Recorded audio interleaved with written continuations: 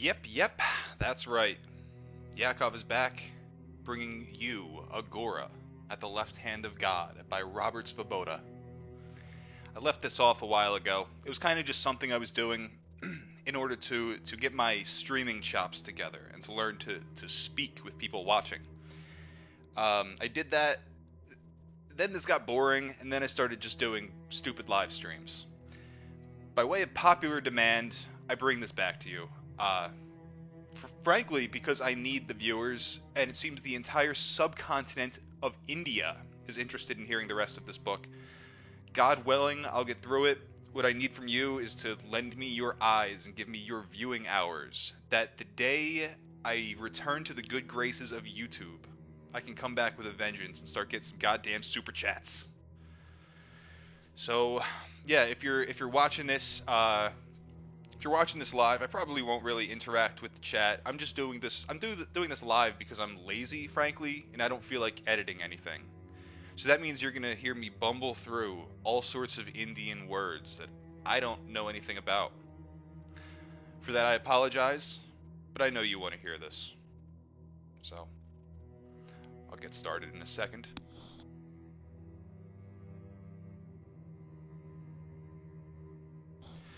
Good afternoon to you too, Jake. Good to see you.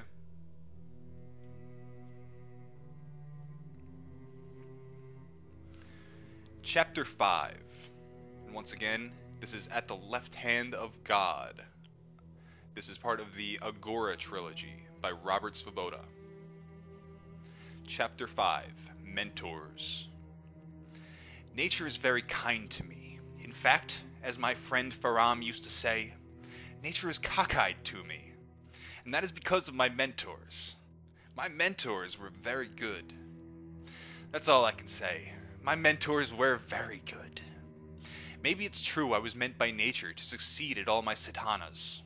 But my mentors triggered me up and made me succeed. They were too good. My 3 mentors. You know, I met my senior Guru Maharaj after I left Benares, where I had been doing sadhana of Mahakala on Manikarnika Ghat. I had heard that in Girnar, a mountain in the Saurashtra peninsula of Gujarat, Dattatreya, an immortal ascetic, was still living, and that if you tried hard enough and were destined for it, you could meet him. And I had to go and find out if it could be true. I went to Junagadh by train, and when I arrived at the foot of the mountain, I decided to stay at the Nawab's guest house. At that time, the Nawab of Junagadh had jurisdiction over Girnar. I would go out on the mountain during the day and return for my food and rest to the guest house. That is the sort of luxury I was used to. After all, I am a billionaire's son.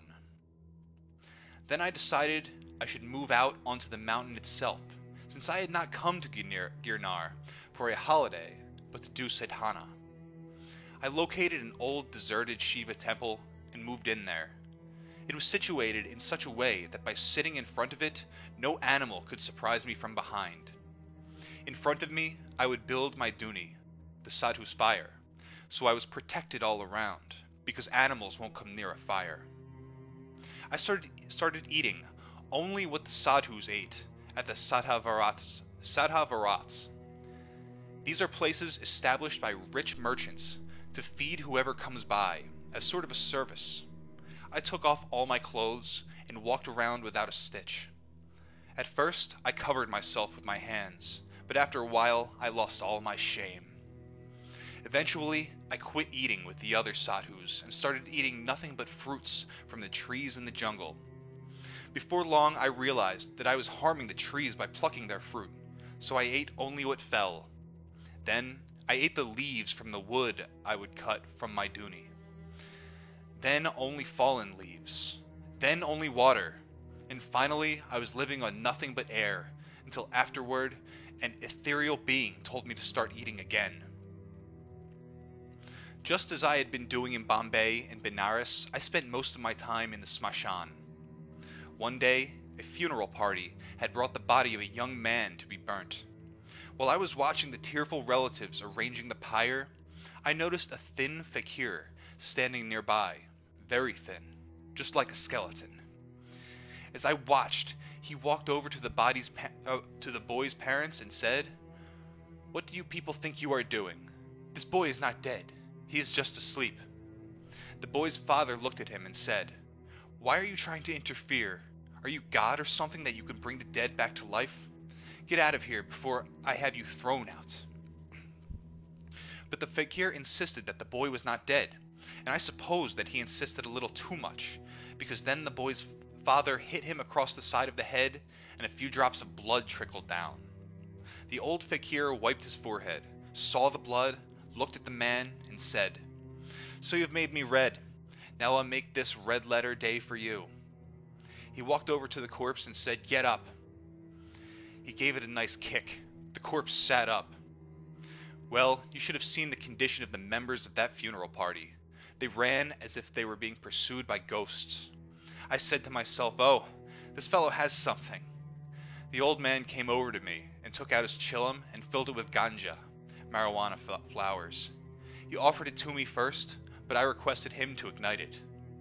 When he inhaled, a flame a foot high leapt from the chillum. When you are wandering as a sadhu, you run into all types of people. Many criminals masquerade as sadhus or fakirs in order to escape the police, and the police, in order to catch such criminals, masquerade in the same way. Then there are men who run away from nagging wives or heavy debts or some other responsibility. There are magicians and men who cheat barren couples with promises of children, and the whole flotsam and jetsam of society. When you become a sadhu, you must be able to know who is genuine and who is not. And the best way to do that is with the chillum of charas or ganja, because most sadhus are forbidden to drink. Be sure to let that fellow light the chillum and take the first puff. You will be benefited in so many ways. First, he will get the fire going for you so that you don't have to inhale too hard. Second, by his technique of holding the chillum and inhaling, you will know whether he is an old crony or a beginner or just what. And as soon as he starts to get into his intoxication, everything will come out. Who he is, why he's moving about as a sadhu, where he is going.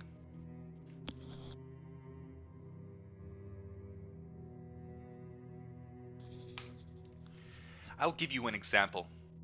Once, I was out in Girnar, and I happened to meet a strange sadhu. As usual, we sat down to smoke, and before long, I began to collect information from him. When he told me he was from Rajasthan, I immediately suspected something, because people from that state are well known as misers instead of sadhus. I shifted the conversation slightly, and came up with the information that he hated to beg. Another clue. Would someone who had plenty of money and position in society ever stoop to beg? So he must have been a prosperous merchant, since people from Rajasthan are good at business. My last bit of data was obtained when he told me, "This ganja has made me hungry. Let's go down and get something to eat." I was convinced. Here was a businessman who had left his family, perhaps because he lost money, though that is not certain. I decided to rid Girnar of one more false sadhu and told him, "Swamiji, I am so pleased to have met you.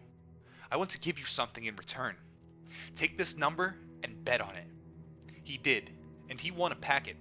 He left Girnar and returned to his family and business. Would a real sadhu ever think of gambling? Never. Anyway, when a foot-high flame rose from the sadhu's chillum, I knew he was a veteran. He said to me, "So you have come from Bombay?" And then he went on to tell me about my family, my life, and most everything else, and then asked, "Do you know who I am?" Now some ethereal being, had told me who he was. And when I told the old man who he was so amazed that he had to keep quiet. I became his disciple. He eats sometimes, but only when he feels like it. He does love to drink tea, though. His eyes, which never blink, are the only things which would give him away. They are much sharper than an eagle's. Otherwise, he looks completely nondescript, and he is the shrewdest old man possible. If he wants to trick you, he'll do it in such a way that he'll have you admiring him for it. And if he wants to make you rich, nothing can stand in his way. There was a friend of mine who owned 3 cars and was a well-to-do businessman. As his destiny would have it, he fell on hard times and had to hawk all 3 of his automobiles. My senior guru Maharaj had come to Bombay then, and one fine day decided he wanted to go for a drive. I immediately thought of my friend and told him, "This is your golden opportunity. Take my senior guru Maharaj out for a drive, and then he'll do anything for you." My friend laughed and said, "I don't have a car anymore." I told him, "Beg, borrow, steal, but locate one." Somehow he was able to redeem one of his cars, and we got it onto the road without any fuel in it. He told me, "Look, I've come to the end of my money. How can we drive without any gas?" We considered the possibilities, then got in touch with someone we knew had an account at a filling station. We drove over there and filled the tank on credit, ready to go. After his ride, my old man was feeling expansive, as I knew he would be, and he looked over to my friend and asked him, "How much money do you need?" He replied, 300,000 rupees. My senior guru Maharaj twirled his mustache for a moment, and then pulled off one of the rings on his fingers. He said to my friend, "This ring is for Saturn. Put it on, and go to sleep for an hour, and then let me know what you see or hear." My friend and I had a low opinion of the whole drama, but he went off to sleep in the next room. Meanwhile, the old man and I were having a discussion. He was telling me, "I want you to go out and borrow as much money as you can at any rate of interest, even 1,000% per day." I thought he was up to his old tricks again. One of his peculiarities is that you can give him any amount of money, even 10 million rupees, and within half an hour he'll come back to you and he'll tell you he has spent all of it and needs more. The last time he was in Bombay, I warned a certain Maharani about him. I told her, "Give him anything he wants to eat. Meat, fish, anything he wants. If he wants clothes, give him clothes. Give him perfume, give him flowers, give him anything you please. But don't give him any money." I had to leave Bombay for some time, and when I returned, she told me, "I lost 10,000 rupees. I told her, "Look, I even took an oath from you that you wouldn't give him a pays." I'm not sure what that word is. She said, "I don't know what came over me." I know what came over her, but that's a different story. So I thought he just wanted some money and was going to leave me in a lurch again. You have no idea how I pacified the Maharani and eventually arranged to have her reimbursed. And I had no intention of doing it all over again. I told him as much, and he told me there was nothing to worry about. And while we were arguing in this fashion, my friend came back from his sleep and announced, "I've seen 2 numbers." At that time, people used to bet on the opening and closing quotations of the New York Cotton Exchange. They would bet on the 2 numbers to the right of the decimal point, so we knew what the 2 numbers stood for. They happened to be the same double-digit number. My friend was impressed because someone had told him the number over and over until he couldn't forget it. I was still doubtful. My guru Maharaj told me to go out and not return until I had borrowed at least 10,000 rupees. I went to a moneylender who explained all the interest rates and what have you to me. I walked out of his shop with 9,000 rupees. That's the way they do things. They keep 10% of the first payment while they're charging you interest on the whole amount. When I got back to him, my senior guru Maharaj told me to put all of it on the numbers. I flatly refused. Wasn't it enough to have contracted a debt of 10,000 rupees? If I was to lose all the money, I would be in truly pitiable plight.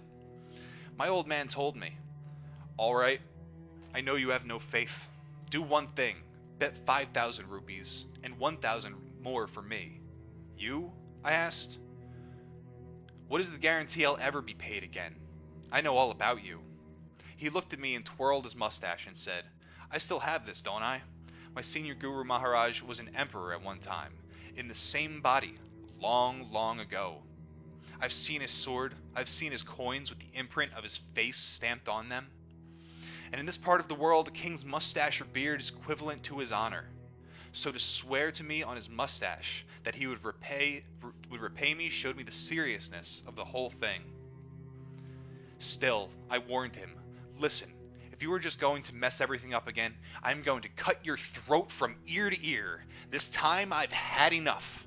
He told me, my child, I will cut my own throat if I fail to deliver to you. There was nothing else left to say. I bet 6,000 rupees at 90 to 1. We sat around waiting for the results. I had lost all hope until the news came. The first number had come correct. I felt relieved and immediately said, let's cancel the bet. Because you could get paid 7 to 1 or something like that if the first number came alone. The old man told me, no, we've done it. Now we're going to see it through to the end. When the second number came, my astonishment knew no bounds. More than 500,000 rupees. Immediately, my senior guru Maharaj said, repay your loan. After that, and after giving my friend what he needed, and pocketing my own share, because I was also broke at the time, I tried to give him his part of the winnings.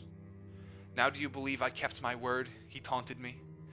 Take the 1,000 rupees which are in question, and hire a musician so I can enjoy a nice night. That's all I want. We had beautiful music all night long. And the next day, my friend, who had been impressed with the old man's power, told him, my sister has been in bed with sandbags for the past 6 months with a broken spine. Can you do anything about it?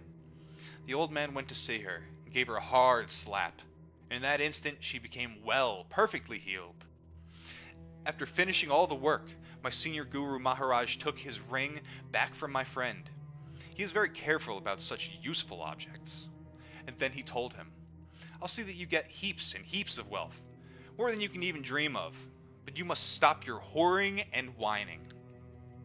My friend looked at him and said, what would I do with heaps and heaps of money? How would I spend it? No thanks, I prefer to enjoy. And then it was the old man's turn to be astonished at how perverse human beings can be. Once he and my foster daughter and I, and a few others, were sitting talking together. My foster daughter had been pestering him for days to show her his true form. And when she would ask, he would tell her. I know who has been putting such things into your head, with a pointed glance at me. Don't pay any attention to him. Are such things possible? My real form is the one you see right here. But a woman never gives up once she sets her mind to something, and this girl pestered him until finally he said to her, how big was your father? Now her father was a very hefty man, and fairly tall as well. When she told him all this, he said, bring me one of your father's coats. She did, and he put it on. It fit him terribly, or rather we thought it would, because he is so thin. But then we saw he had filled up the entire coat until it was bursting at the seams, and he'd become so tall that his head was near the ceiling. Then he caught himself and said to her, if I show you fully, your ceiling will break, and you will not be able to exist. And he became his normal size again. But she had her glimpse. Then he told her, by seeing this, have you been helped in any way? Ask me for something that is of some use to you. Usually, however, you cannot convince him to do anything. Even if you throw the filthiest language at him, he will say, those are all old words. Why not try to think of some new ones? He loved to play about, and can really be jolly sometimes. But look out when he means business. For giving spiritual knowledge, there is no one to beat him anywhere in the world. Even my junior guru Maharaj admits it. And if you ask him for spiritual knowledge, he will ask you in return, are you ready to be flayed alive? Meaning, are you ready for all your karmas to be ripped from you? If you say yes, you will suffer more terribly than you could have ever dreamed of suffering. But when you come through it, you will be ready. Put through the fire, gold becomes impervious to everything, and so will you. No one can fool him, unless they play music for him. People have made millions out of him, just as they have from me simply making him hear music.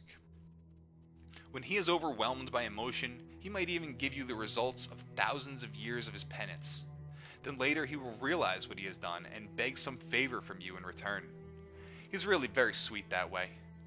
He should be generous, having been a king. Even now, some of that regality, that kingliness remains, despite the fact that when he left his throne for his sadhana, he renounced everything. Nowadays, you can't even meet him if you want to. No one knows where he's gone, except me. He is by himself, and he is no longer in his normal senses. He has gone mad with love for Krishna. He was the one to tell me that I would have to go to a guru from the south, my junior Guru Maharaj. I call him my junior Guru Maharaj because he is a disciple of my senior Guru Maharaj. So I am not only his disciple, but I am his Guru Bhai, co-disciple also. He says frankly that when he was young, my senior Guru Maharaj used to feed him and look after him. So imagine how old my senior Guru Maharaj must be. No one knows how old either of them are, but if you look in my junior Guru Maharaj's mouth, you will see 2 full sets of teeth, 1 row right behind the other. They say you grow a new tooth after every 100 years. I don't know. If I tell you his origin, you won't believe me. When Lord Curzon was Viceroy of India at the turn of the century, archaeological excavations were going on in the state of Orissa. And in a cave on one hill they discovered the perfectly preserved body of an old sadhu. Someone thought to call a man from the Jagannath temple in Puri who knew about samadhi and such things, and after massage and oil rubs and I don't know what else, he was able to bring the sadhu down from his samadhi and back to the consciousness of the world. That sadhu is my junior Guru Maharaj. I have met people who have known him ever since then, and they say his looks have not changed in the least up to the present day, except that in some places his hair is grayed.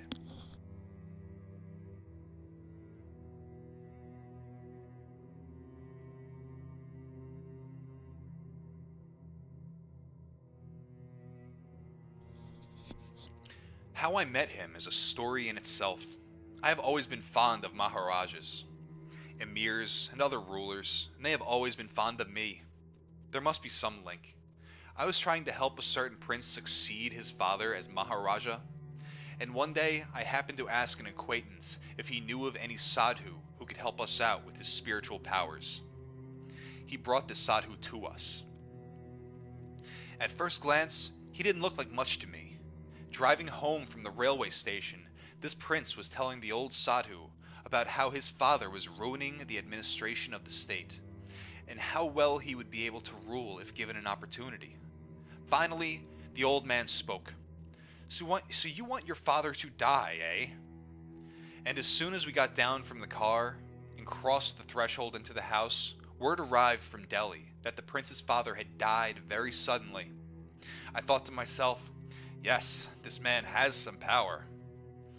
I was broke at the time and desperate. There were races that day. I had decided to go and bet on the horses and sink or swim. When I told this to the sadhu, he took my wallet from me and put a pinch of ash into it and said to me, "Keep this with you and bet on whatever you see and hear." I laughed in his face and told him, "Maharaj, this is Bombay. People are not such fools here to believe such nonsense. See and hear indeed." Still, I kept the envelope in my pocket and left for the races. Because he had insisted on sitting and chatting with me, I was late to arrive and missed the first 3 races. I started cursing him because my choices had won 2 of those races. Unnecessarily, I had wasted my opportunity to make money just because of some old fool in his ash. I decided to go back to him in the evening and beat him black and blue. While I was mired in this depression, I was standing under a tree near the bookies' enclosure, and I suddenly heard something telling me to bet on a certain horse. At first I didn't believe I was hearing it, but once I believed, I decided to see what sort of horse it was. Well, on the racing form it was hopeless. Besides that, the jockey, Guman Singh, had never won a race in his life. I thought, when he doesn't know what he's doing, why should the old man try to show off? How can I waste money on his guesswork? I decided to bet on another horse, my own choice, and told the number, which was 7, to the clerk in the betting window. He accidentally gave me 650 rupee tickets on the horse whose number I had heard. His number was 8. When I realized this mistake, I bellowed to change the tickets, but it was too late. The race had started, and the shutters in the betting window had slammed down. I started cursing the old man more vehemently than before, My last 300 rupees, which I've been saving for an emergency, and I've wasted it.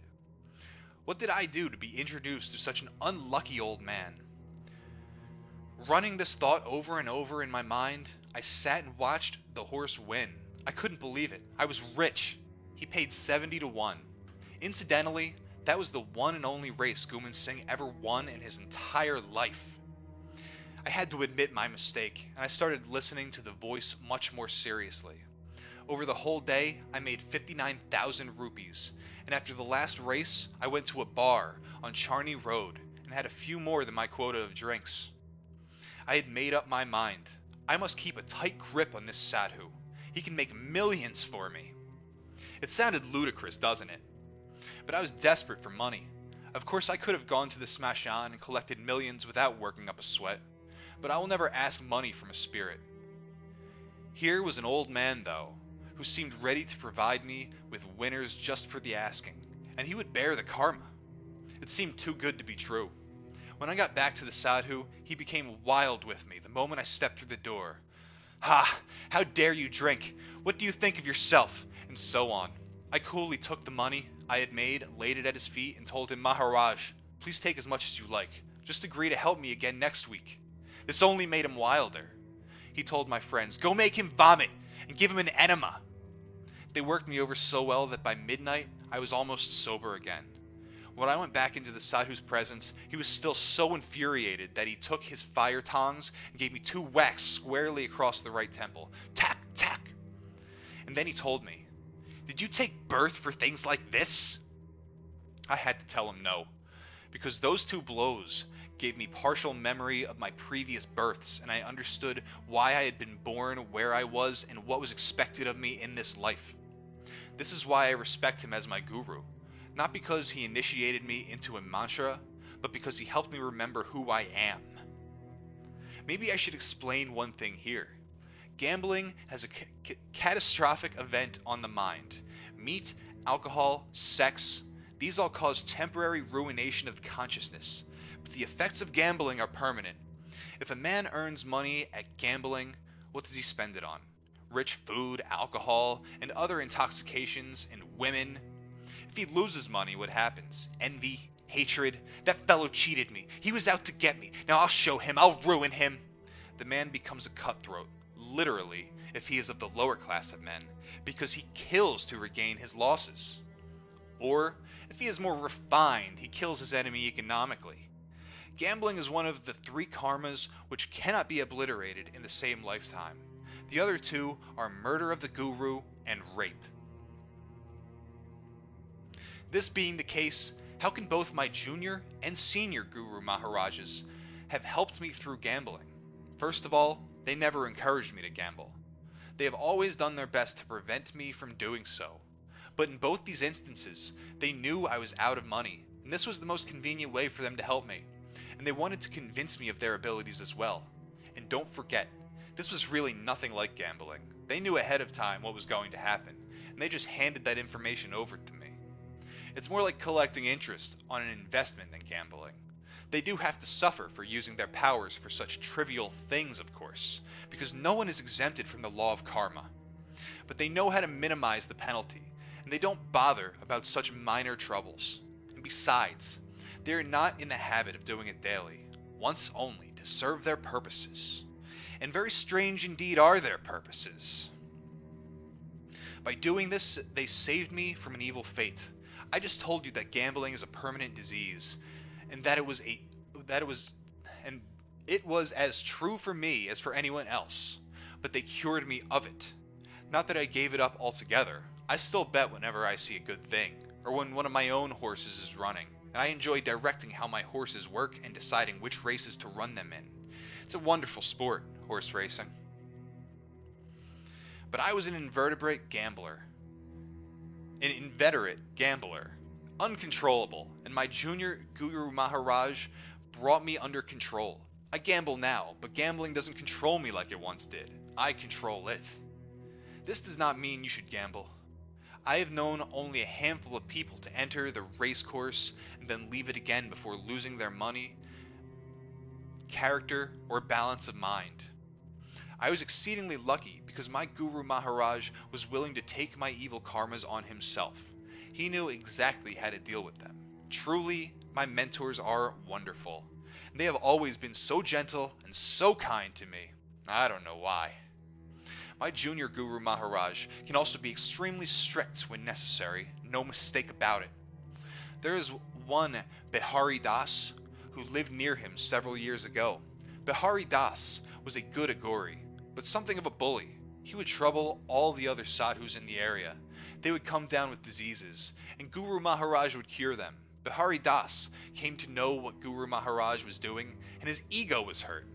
Who is this fellow who is trying to undo what I do? I must kill him. But how to kill him? Guru Maharaj doesn't eat or drink, so there was no possibility of poisoning him in that way. Does he smoke ganja? Yes. So, one day, Bihari Das came to meet Guru Maharaj and told him, Maharaj, I have decided I must make you smoke this chillum of ganja as a token of my respect for you. I happened to be there at the time, and I immediately knew what Bihari Das had in mind. I said, why should Guru Maharaj take anything from you? I'll smoke it. Bihari Das got wild. Who are you to interfere? My desire is to see Maharaj smoke this chillum. Guru Maharaj said to me, don't worry, Babuji, I'll smoke it. The chillum was lit, and in 2 puffs, only 2, Guru Maharaj finished the whole thing, and then put it big end down on the ground. Then Guru Maharaj said to Bihari Das, I know why you wanted me to smoke that chillum. I know what sort of love for me you have. Unfortunately, for you, your time is up. You have only 5 minutes left. Now get out of this ashram. And in 5 minutes, he was dead. As for Guru Maharaj, he had to suffer terribly for 6 months. Boils on his body, dimness of vision, and so on. I have also been troubled by such people. There is a fellow in Bombay who has tried to poison me 3 times with ganja mixed with arsenic, aconite, and so on. And each time he lands himself in the hospital and then begs me to cure him. But I also have to suffer for some time. That's just the way it is.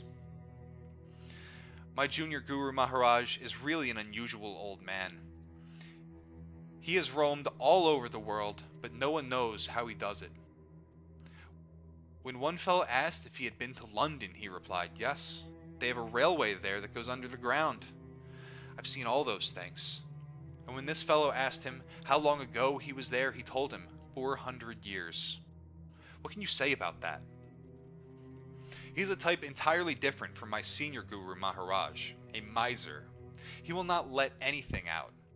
He is just like a stone. In fact, he will advise you become just like a Shiva Linga. What he means is, don't let anything affect you. No happiness, no sorrow, nothing. Absolutely firm. When he goes anywhere, he will sit one room only, never going out or moving around. Sometimes he stays in one place for 12 years at a time. He never eats or drinks, and at the most he takes cow's milk if you really force him to. And once he leaves a place, he will never go back there. He is still very old-fashioned and believes strongly in purity and impurity, because he is still doing his sadhana every day. You see, he has done terrific sadhana all his life. He has done such penances that even my senior Guru Maharaj has admitted that there is no one in India, and that means in the world, to beat him at doing penances. He is very strict, but he loves to play about in his own way. His play is of a different age. He believes in sacrifice, and he expects everyone else to also. He will frequently cause trouble for someone in order to pull that person out of some entanglement. Of course, he doesn't actually cause the trouble. He just causes certain karmas to come out of that person's causal body and be projected. Since he always causes the bad karmas to be projected, to purge the causal body of its evil influences, this will always lead to misery.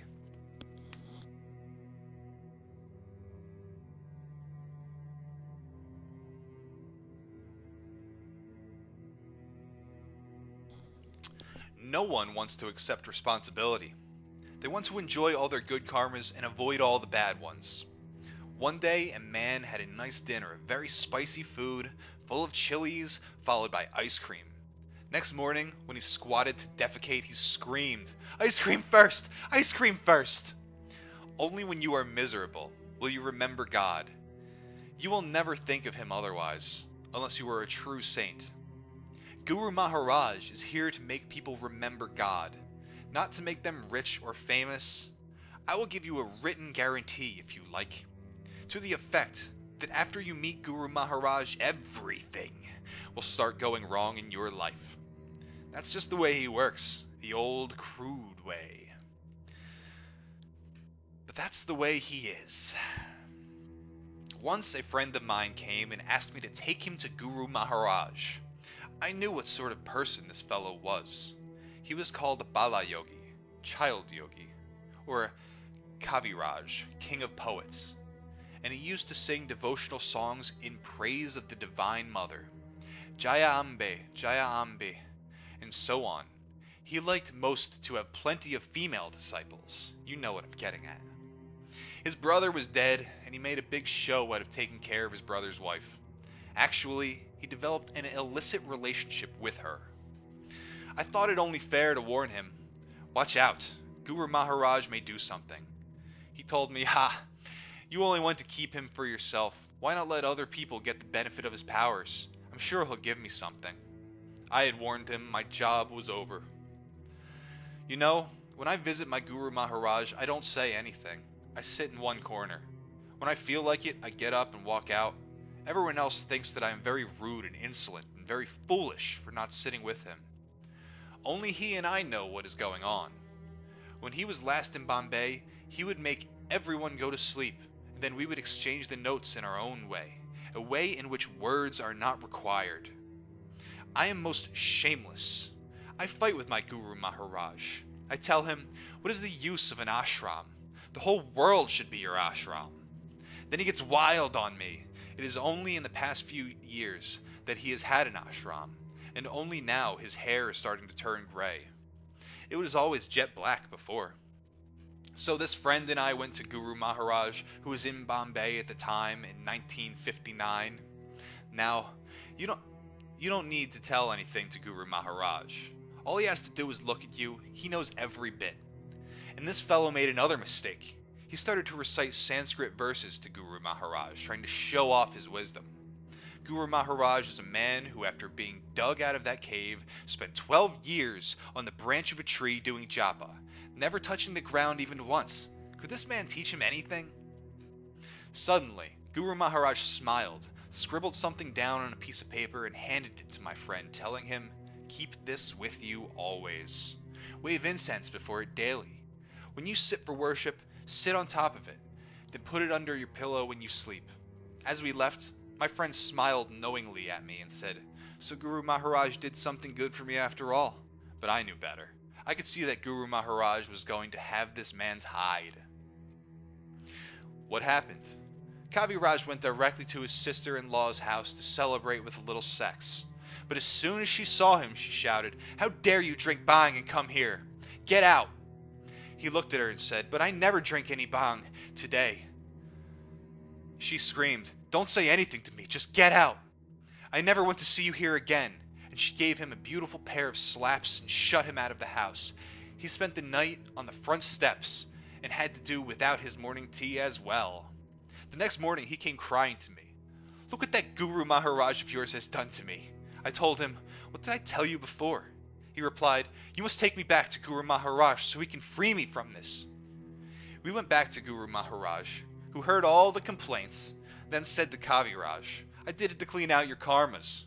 Kaviraj said, "But I never asked to have my karmas cleaned out."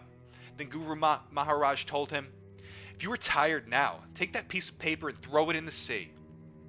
He did, and afterward he was reconciled with his sister-in-law and continued with his life as before.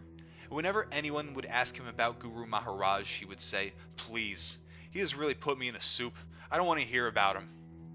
After Kaviraj left the room, I asked Guru Maharaj, "When you know these people can't take it, why do you do such things?" Guru Maharaj laughed and said to me, "No, Babuji, that was a yantra I gave him. If he had kept it, he would have broken off from that lady for good and would have quit all his evil ways. Then he would have had to turn to God." He knew so many verses and sang such nice songs. He should have been made a saint.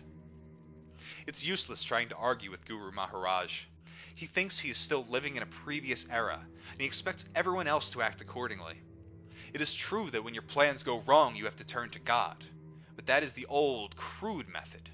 No one will put up with it today. Nowadays, only those people who can't be successful at anything else turn to God. Asamartho bhavet sadhu. A man fit for nothing else becomes a sadhu. But what is the use of that? Still, Guru Maharaj goes on feeding bitter medicine to whoever comes to him. People curse him, but he never bothers about it. Very few will ever be able to understand his play.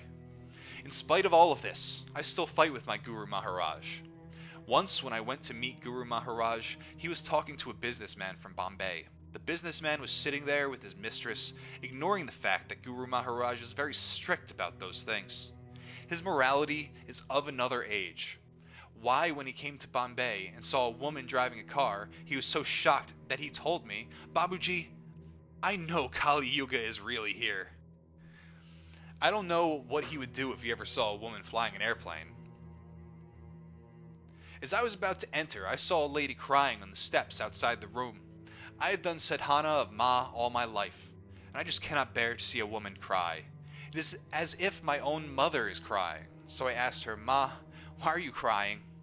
She told me Sadhu Garu, meaning Guru Maharaj, will not allow me to enter his presence today. It was because she was in her periods. Then I lost my temper. I stormed into the room and asked Guru Maharaj what he meant by forcing the lady to sit outside like that. I told him, "She is only menstruating. I am an Aghori. I worship menstrual fluid because it has the power to create. Though you have performed Aghora sadhanas, you seem to have forgotten all that. A woman cannot conceive before her periods commence or after they cease, so the power of creation lies in that only. Can you create? Not only that, you are sitting here with a woman who is no better than a prostitute, and you have the nerve to tell this poor lady who has come so many miles to see you that she may not enter the room? Who do you think you are?" The fellow whose mistress I had insulted tried to protest, but Guru Maharaj told him to be quiet and said to me, "Wah, Babuji, you have really become a true Aghori now. Your Aghora has become perfect. I only told her to wait outside because I am doing a certain ritual for which I needed to observe purity. That is the only reason. Please don't misunderstand." He just smiled at me and shook his head.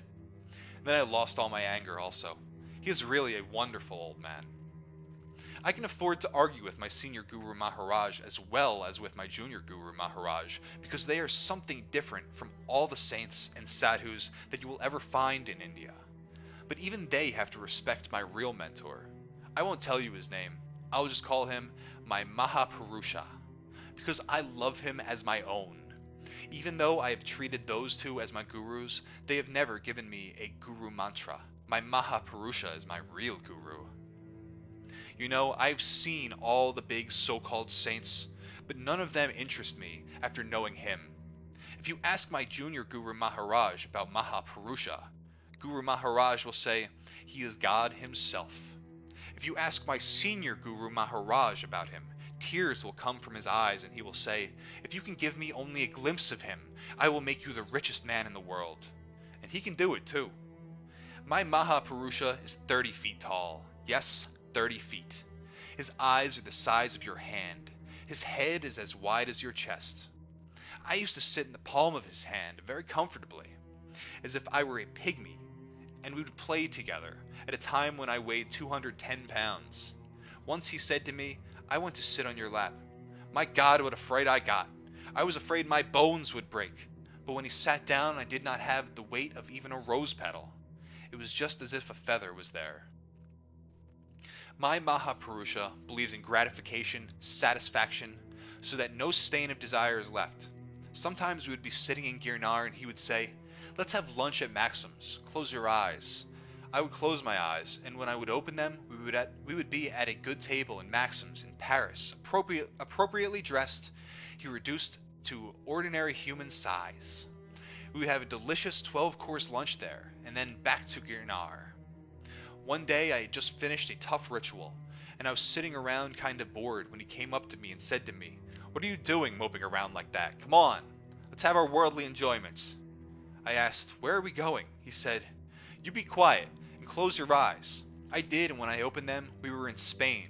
I got the shock of my lifetime. We were both dressed like Spaniards, and we went to a nightclub. So many beautiful senoritas were there. We danced the tango with them all night long. All the men gathered at the sides of the club and glared at us. So jealous they were. And La Paloma was playing. After tangoing for some time, my Mahapurusha looked at me warningly. And then we went outside and zip back to Girnar. Worldly enjoyments, along with sadhanas. What a guru.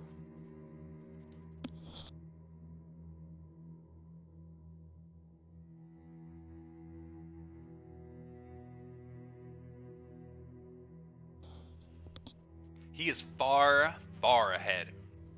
I used to smoke 20 pounds of ganja a day because I know the mantra which nullifies the bad effects. But he has no need of mantras. No one can know him. Don't even talk about it. When he would sit with the sadhus in Girnar, he would take his pipe, an elephant's tusk, and fill it full of ganja. He would light it and finish the whole pipe in one puff, throw the pipe high into the air, shout Jai Girnari, and vanish. He has no limits at all. Once we were sitting together in a circle, and one old fakir began to complain that there was no one around who could do miracles like the great saints of old could do, especially the art of creating gold. My Mahapurusha didn't say anything to him, but pointed at the Nandi of a nearby Shiva temple and said, "Get up!" The bull, which was made of stone, stood up. My Mahapurusha told him, "You've been hungry for so many ages, now eat!" And the bull ate some of the green grass growing near him. "Then drink!" The bull took a long drink of water. Finally, the bull was told, "Go over to that old fakir, give him what he wants." The bull ambled over to the fakir, who had opened his mouth wide in amazement in the first place. He turned his behind to that astonished old man and defecated. Pure gold. When he had finished, he was told, "Now go back and wait." And he went back to his pedestal, sat, and became completely stone again, waiting for the next time he would be awakened. The old fakir had tears in his eyes, but my Mahapurusha was gone. His method of teaching is something else also, something quite different. First, he makes you sit down, tells you to close your eyes, then gives you a good slap with his left hand. You go into a trance, and when you wake up, after a few hours or a few days, he is gone. But you have learned everything about the subject he was teaching you. Don't ask me how. Of course, he never eats or drinks. His only enjoyment in life is to smoke ganja. Once a poor girl came to him. Her parents had been beating her because she was hungry and had been stealing food from them. He told her, "Ma, why do you worry? Take this. You will never have to eat or drink again." He gave her a pinch of ash from his bag. And what he had said happened. When I was in Girnar, I met her, and she had never eaten or drunk anything else from that day onward. But my Mahapurusha has left Girnar, and no one knows where to find him except me. He belongs to me, and I belong to him. We are pals. It is thanks to my Mahapurusha that I have achieved whatever I have achieved in this lifetime. He has looked after me well since I was born. Through the medium of Haranath Thakur, my parents' guru. Years before he ever met my parents or became a guru, Haranath was traveling in a one-horse shay through Kashmir, when at a stop along the way he suddenly fell down. He knew he was dying, and he did die. When he was dead, my Mahapurusha came to him. He never knew who my Mahapurusha was. I told the whole story later by my Big Daddy. My Mahapurusha said to him, "Do you know you are dead?" He said, "Yes." "Do you have any desires left?"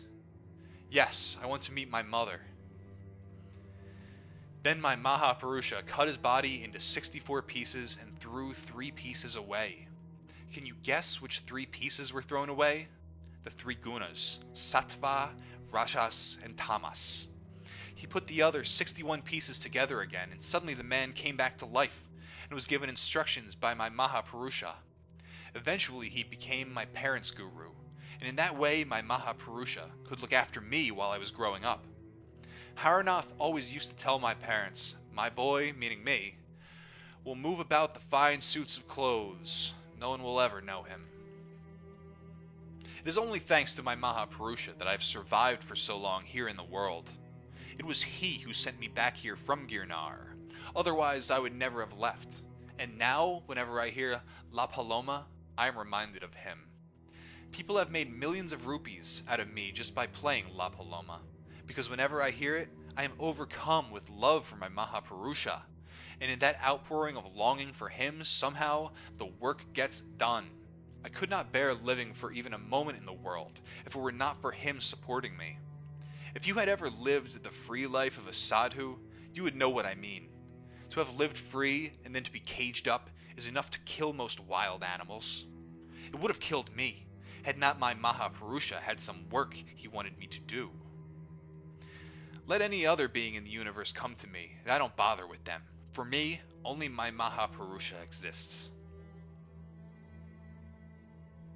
Devotion to the Guru.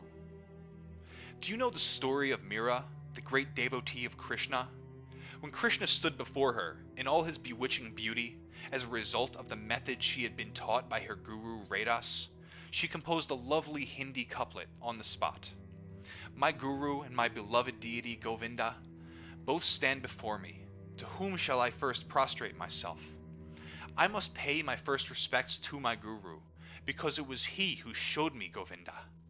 Such devotion always pays dividends. Mira understood how important it is to have a guru, how much the disciple owes to the guru. Most knowledge you can pick up from somewhere, but until you put it into practice, it remains as a mere intellectual understanding. The guru forces you to learn it. He rubs your face into the ground until you learn it, if he's a real guru. That is why I say that none of the people you have in America can be classified as gurus. They teach a little to the students who come to them, and they collect money for it. If you are interested in making money out of someone you can't afford to offend them, or else they'll immediately run away to someone else. A real guru doesn't care for money. He wants a disciple he can be proud of. He will tear that disciple to pieces if necessary in order to make sure that certain lessons get learned. Then when that disciple gets an opportunity to meet a deity or a siddha or some other Mahapurusha, there is no question of the disciple making the wrong choice. The disciple's own personality has been so effaced by the guru, the false I consciousness has been so thoroughly crushed that the disciple must make the right choice, and then he or she is made. There is no question of a doubt. Eknath Maharaj was one of the greatest saints Maharashtra ever produced. His guru's name was Janardhan Swami, and in fact today people only know the name of Janardhan Swami because he was Eknath's guru. This is the play of guru and disciple. Eknath literally means one master, and that fit Eknath perfectly. He was totally devoted to Janardhan Swami. While still a boy, Eknath had heard a voice from the sky telling him to go to Janardhan Swami, so he walked 200 miles from his hometown to Deogar, where Janardhan Swami was the ruler of the fort. For a number of years, Eknath served Janardhan Swami faithfully, without being taught anything at all about spirituality. He never objected. He never complained. After some time, Janardhan Swami put Eknath in charge of the treasury. One night, Eknath had some trouble balancing the books. His accounts were off by a single pi, a fraction of a cent. Late into the night, he sat trying his best to locate this error. When he suddenly discovered the elusive pi, his joy was so great he shouted. This woke up Janardhan Swami, who came in and demanded to know what the boy was doing up so late at night. When he was told the story, Janardhan Swami said to Eknath, "My son, if the discovery of a single pi, which has been lost, can cause you such great joy, can you imagine what your joy would be if you discovered God?" Eknath replied humbly, "Maharaj, I don't know how to go about looking for God. Will you teach me?" A few days later, Janardhan Swami told Eknath to accompany him on a trip outside Diogar. The Swami was riding a horse, and Eknath had to run along behind it for 55 miles, during which time he did not get the opportunity to drink even a drop of water. Eknath did not complain. Late that night, as Janardhan Swami and his disciples sat quietly together in a lonely place, an unkempt man, trailed by a dog, came up to them. Handing a bowl to Eknath, he told him to milk the bitch and bring him the milk to drink. Even though Eknath had nothing to quench his thirst all day long, he was not tempted, and brought the bowl back to the man, who drank it down. He then made Eknath milk the bitch again. This milk he gave to Janardhan Swami. When the bowl was empty, he told Eknath to go and wash it in a nearby stream. Eknath had not been told anything, but he was convinced that the man was none other than Guru Dattatreya, the guru of the Naths, because Dattatreya is always accompanied by a dog, and always affects a wild appearance to scare away ordinary mortals. So Eknath poured a little water into the bowl to wash all the remaining drops of milk into the bottom, and then drank down the mixture. Immediately, he could see the man in his true form, and yes, it was Dattatreya himself. Dattatreya was pleased with Eknath's cleverness and blessed him. That was enough. Dattatreya's blessing was precious to Lord Shiva himself. So what effect must it have on Eknath? And this was all thanks to his unflinching devotion to his guru.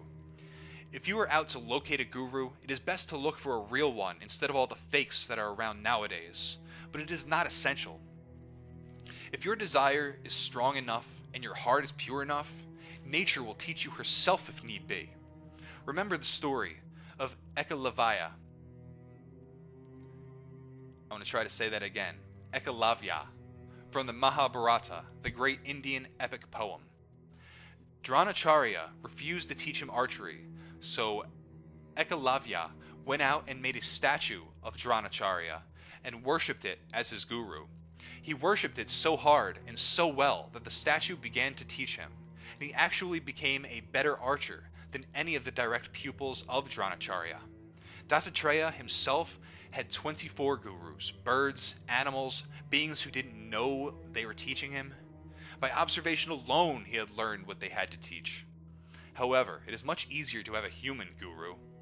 You must test your guru thoroughly to make sure he can teach you. But once you accept him as your teacher, you must stick with him.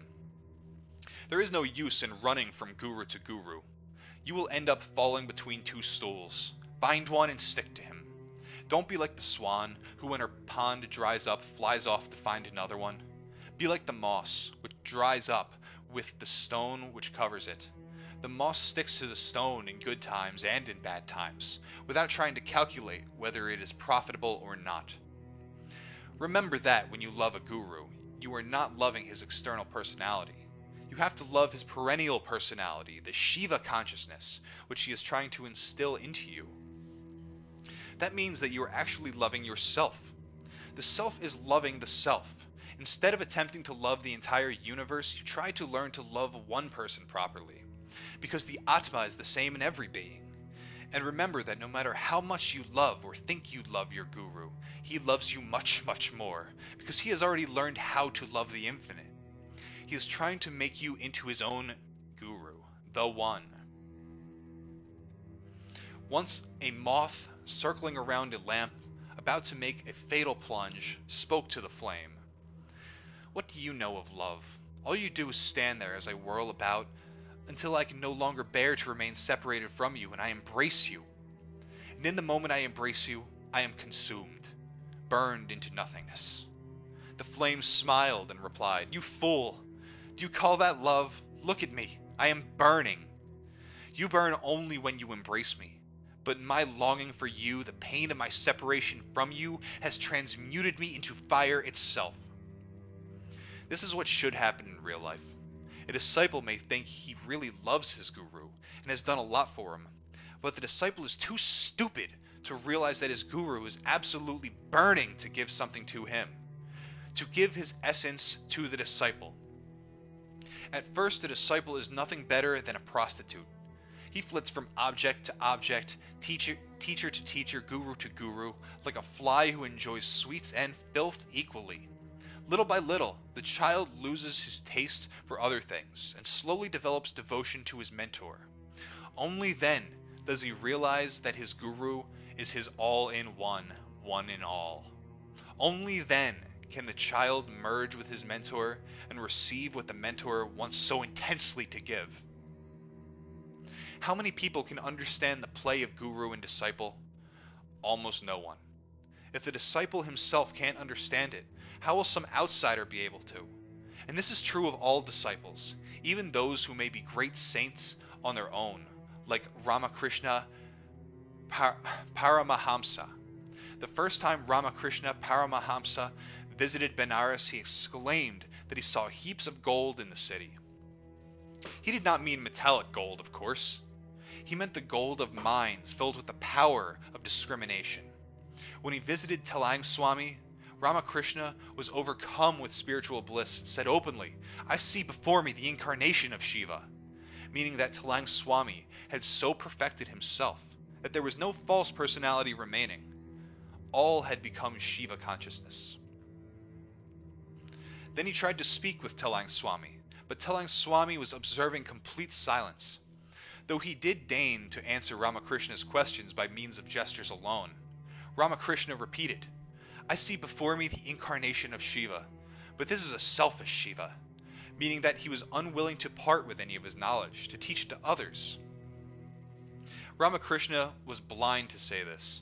Can God ever be selfish? God is always magnanimous. If he isn't God.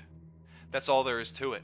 Talang Swami did not bat an eyelid, but decided to teach Ramakrishna Paramahamsa a lesson. After Ramakrishna returned to his home in Dakshineswar, a village near Calcutta, he began to become restless. Now, Ramakrishna was one of the greatest saints the world had ever produced. He achieved success at sadhanas of Jesus, of Muhammad, of so many forms of God. But his success started with sadhana of a form of Kali called Bhavatarini.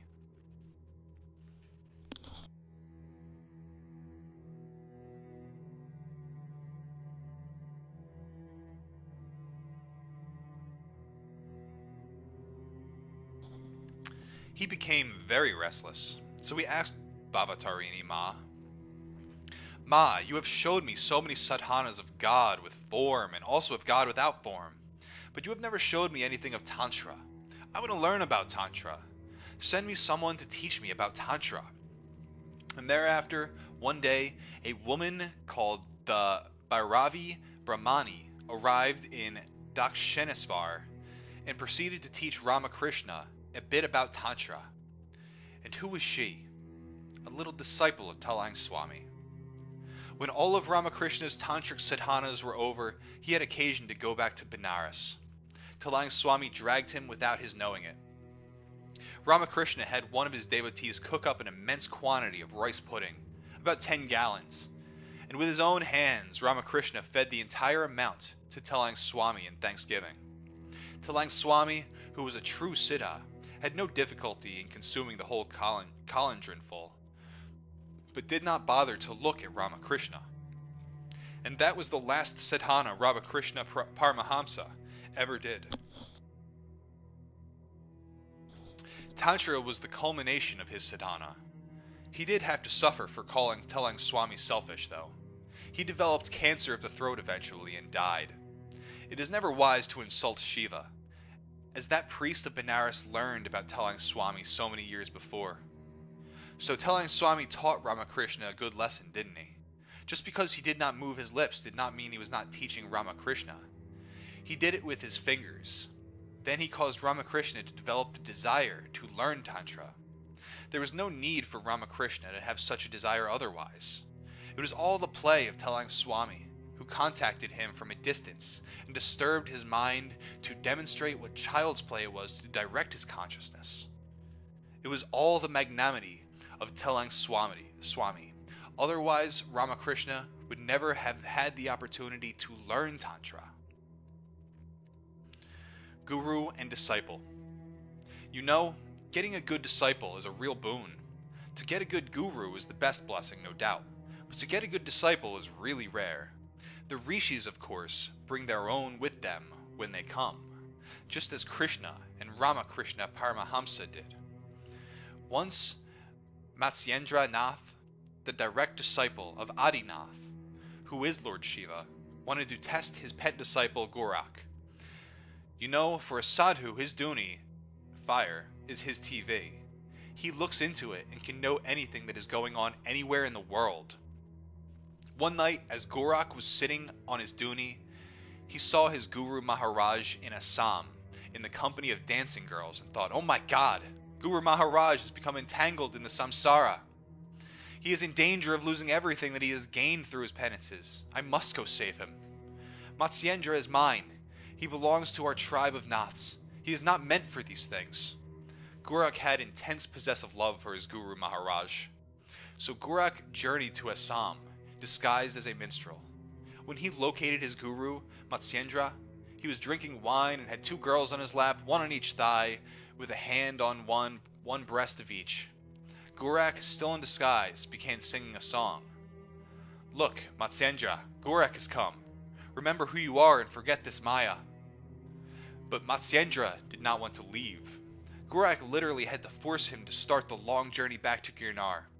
Along the way, Matsyendra went off for a bath, leaving his shoulder bag with Gorak for safekeeping. Gorak thought that it felt quite heavy, and when he opened it, 2 gold bars fell out. He became wild and thought to himself, "What is wrong with my Guru Maharaj?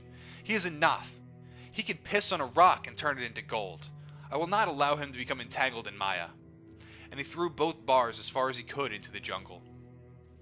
Finally, they arrived in Girnar, and Gorak said, "Now Guru Maharaj, do you remember who you are?" He was feeling very proud of having walked 3,000 miles to save his Guru Maharaj from the clutches of the world.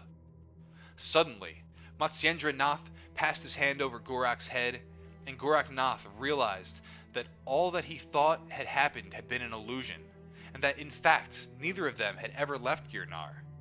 And then Gorak Nath realized how foolish he had been to imagine that his Guru Maharaj could ever become enmeshed in Maya. But Matsyendra loved his disciple all the more, seeing that Gorak loved his guru enough to search him out and force him back to his senses. Of course, you can't expect ordinary people to play about like Aghoris do. Only Aghoris really know how to play about. And Naths are Aghoris, nothing else. But to understand their play is extremely difficult. The ordinary seeker feels revulsion when he hears about using wine in rituals, or seating a naked girl on the left thigh with a hand on her left breast and her hand on his penis. That is how Dattatreya got rid of all his so-called disciples except one, who became the Adinath. Dattatreya was the guru of Lord Shiva himself, the Lord of Aghoris. Of course, Dattatreya is too good. But other Indian gurus have learned from his example and have made use of it to test their own disciples. I know of a case which happened in Girnar. There was a Muslim fakir who had 1,000 disciples. When he was about to die, his disciples all began to pretend to love him a lot. So he said to himself, "Is that so? I'd better teach these buggers a lesson." So the next day he announced, "I've decided to leave this world, but before doing so I have a desire to have sex with a female donkey. Then I'll be ready to die." Of the 1,000 disciples, 990 said, "Guruji has gone crack," and left them. Only 10 remained, thinking it was some sort of joke. The next day the fakir said to them, "Now, please collect the money necessary to buy the donkey." Then those 10 realized he was serious, and 7 of them left, saying, "What can this man know when he's entangled in such worldly desires?" 3 remained, and the next day the fakir said to the 3, "By my astrological calculations, I have determined a good day. Now be prepared with the donkey." Another departed after this speech, leaving 2. After the donkey was brought, one of the boys realized that the old fellow was going to go through with it, and he too got fed up and left. The fakir looked at the sole survivor and said, "What are you waiting for? Better go now." The boy said, "Oh no, my lord. I want to see how you do it with this donkey." "All right," said the old man. "Bind her legs nicely so that she doesn't kick me." After this was done, he said, Now lift her tail so I can have clear passage. As soon as the boy touched her tail, the donkey turned into a beautiful Shakti, a Yakshini, who went and sat on the fakir's left thigh. The old man said, "Now, take this Shakti, and she will teach you what you want to know." When the Shakti had passed from the fakir to the boy, the old man died. There's also the story of the head of a Hindu monastery who was getting old and nearing his end. As usual, many of the sadhus in the monastery were anxious to become mahant, abbot, to get their hands on the lands and money that belonged to the monastery. So the old mahant was not sure who should succeed him. Finally, one day he stood up in the middle of his assembly hall and said, "How many of you would like to become mahant?" When almost all the sadhus there indicated that they would, he turned to his throne and said, "I curse this chair that whoever sits in it will be a pauper and will be eternally ill, but will achieve all the riddhis and siddhis, supernatural powers." Well, suddenly none of the sadhus are willing to sit on that seat. Only one person in the whole hall, the young boy who swept the floors and who had become a disciple of the old man only a few days before, said, "I will." Because he said to himself, "If I need to, I can use the riddhis and siddhis to produce wealth." And when he sat on the throne, he immediately received the old mahant's Shakti, which astounded all the old cronies of the monastery. So the ways of these Indian gurus are not very straight. You know, actually, even though the disciple who was ready to help his guru have sex with a donkey achieved something good, he was still not really a good disciple. If he had been a good disciple, he would have told his teacher, "No, I won't let you go. Stay with me. If you've created one Shakti, you can create more. I don't want to possess Shakti. I want to learn how to create Shaktis." But the guru was far more clever than the disciple. He didn't want the boy to know that he could produce these Shaktis, and so he manifested one in the form of a Yakshini. Then the boy thought that the guru had merely gained the Yakshini, instead of having used his own Shakti to produce her. At least this guru permitted his disciple to pass the test. Once there was a disciple who thought he could do anything his guru could do, so naturally his guru decided to teach him a lesson. They were traveling one day, and the guru saw to it that they had nothing to eat all day long. The disciple started to forget the mantra he was supposed to be repeating, and began to listen to the rumblings of his stomach instead. At length, they passed the fish seller's stall. The fish seller offered them some fish. The guru took some and swallowed them whole. The disciple did the same, even though he was supposed to be vegetarian, and because of his hunger, began to appreciate their taste. The guru calmly vomited up all the fish, alive. He turned to his disciple and said, "Can you do that? If not, you have no right to eat. Get away from me. I have no use for fools like you." Sometimes when a guru wants to test his disciple, he can be very devious. Once there was a guru who had a disciple who had been with him for 12 years. The disciple felt that the guru was not teaching him anything, and the guru felt that the disciple was being taught nicely. One day the guru decided to teach the fellow a good lesson and make him permanently forget about complaining. In the course of their wanderings, the two came to a certain town and camped on the banks of a local river. The guru decided to have a bath before his midday meal, and accordingly sent his disciple into town to find some food. As the boy was walking about shouting, "Bhiksham dehi! Bhiksham dehi! Give alms!" he heard a parrot calling, "Come here, Maharaj, come here." The boy followed the parrot's voice to the place where he was caged, and found a nice home. The lady of the house invited him, and insisted he eat while she prepared food for his guru. Of course a sincere disciple will never eat before his guru does, but this one was rather hungry, and he decided that it wouldn't matter much. When he had finished his meal, and the lady had packed the guru's lunch in a box, the disciple started back for the riverbank. Suddenly the parrot called out to him, "So, you are a sadhu?" "Yes," the disciple replied rather proudly. "Maharaj, I and my guru Maharaj are enjoying the hospitality of this town today. I am just taking food to my mentor." "Please ask your guru Maharaj one question," said the parrot. "When will I be free of this cage?" "Since you are the reason that we obtain this delicious food," said the disciple, I will certainly ask him." So saying, he returned to his guru. The guru was served his food and, on inquiring about his disciple's food and learning that he had eaten already, shook his head in a knowing way and finished his meal. Afterward, while enjoying a pleasant smoke from his chillum, he asked his disciple what had happened in the town that morning. "Well," said the boy, "I was strolling about, shouting, 'Give alms!' I heard a parrot calling, 'Come, Maharaj, come!' And when I went to investigate, the lady there gave me wonderful food, which your lordship has just consumed. And as I was leaving, the parrot called me over and asked me to ask you when he'd be free of his cage." As soon as the guru heard these last words, his eyes rolled back in his head, he gasped for breath, he clutched at his chest, and he toppled over on the ground. The disciple thought to himself, "Now what is happening? Just when I asked that stupid parrot's question, my guru Maharaj collapsed. If I ever want to get his knowledge, I better try to save him somehow." After several splashes of river water, the guru regained consciousness and continued with his smoke. Next day, the boy was again sent to town to beg for food. And as he passed along that certain lane, he again heard the parrot's call, "Come, Maharaj, come!"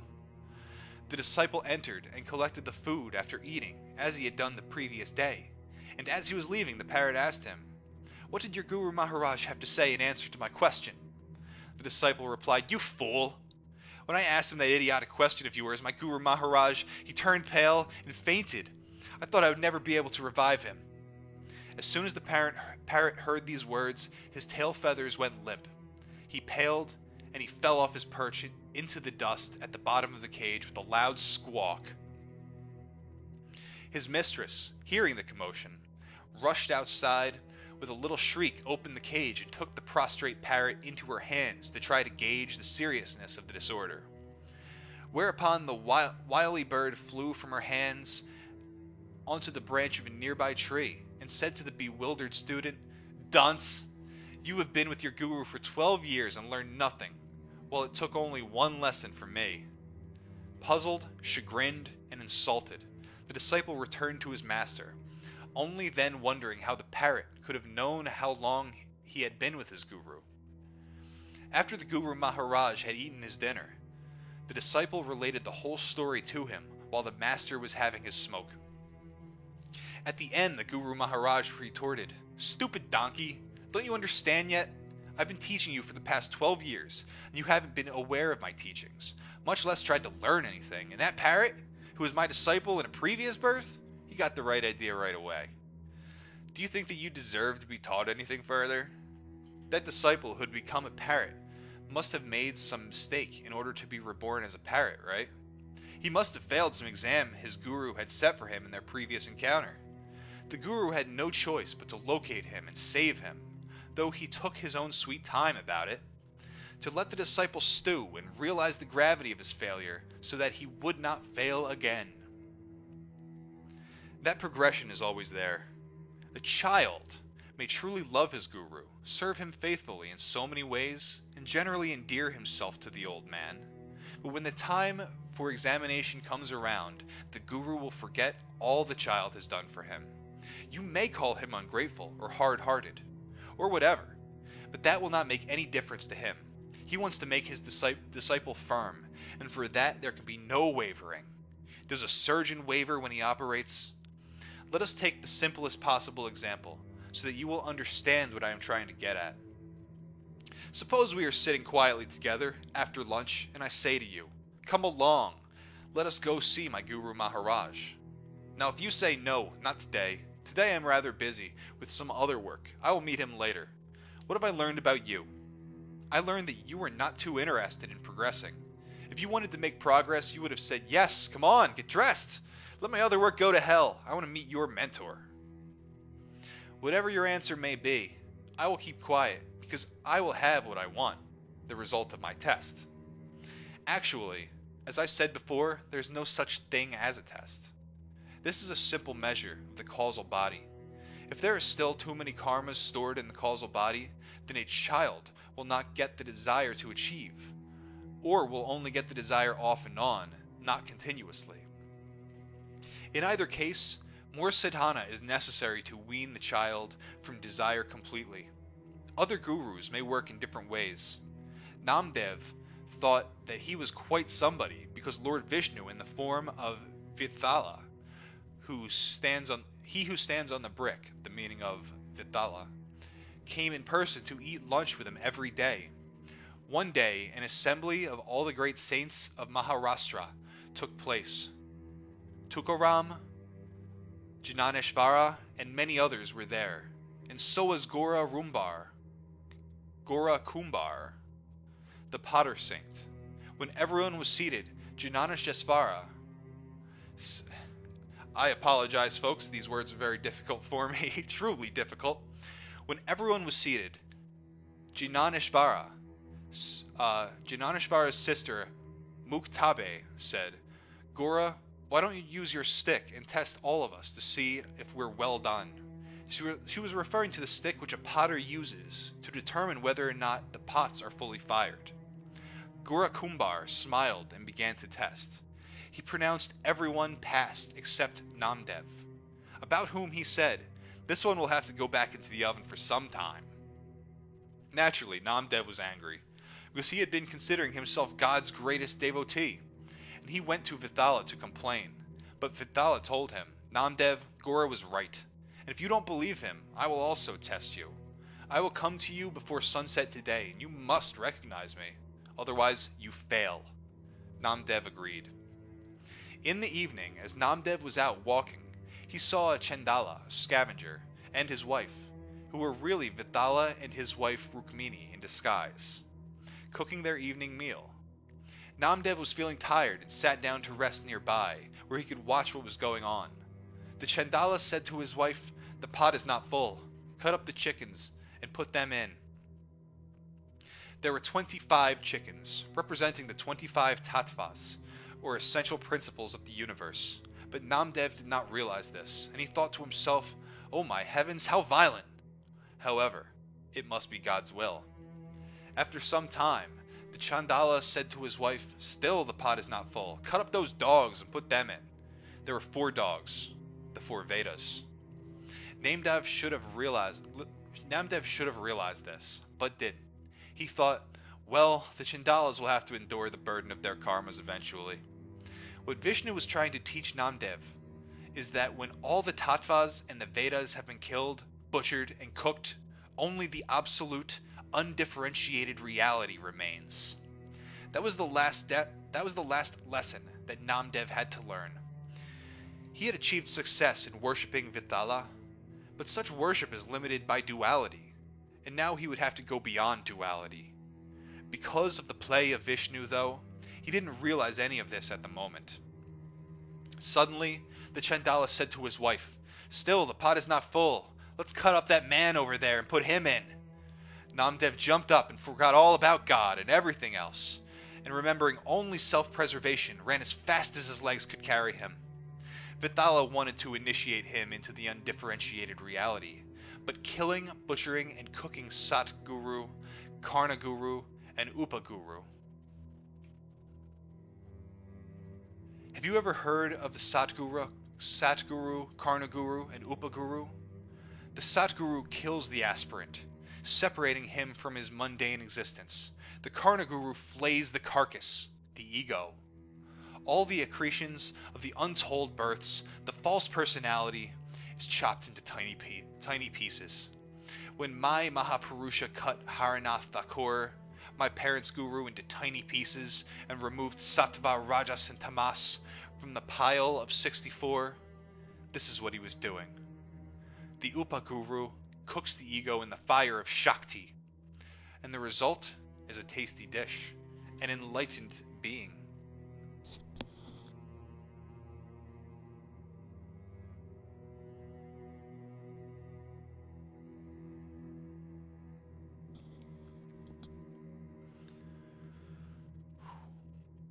The best guru, of course, combines the Sadguru, Karnaguru, and Upaguru into one, like my Mahapurusha.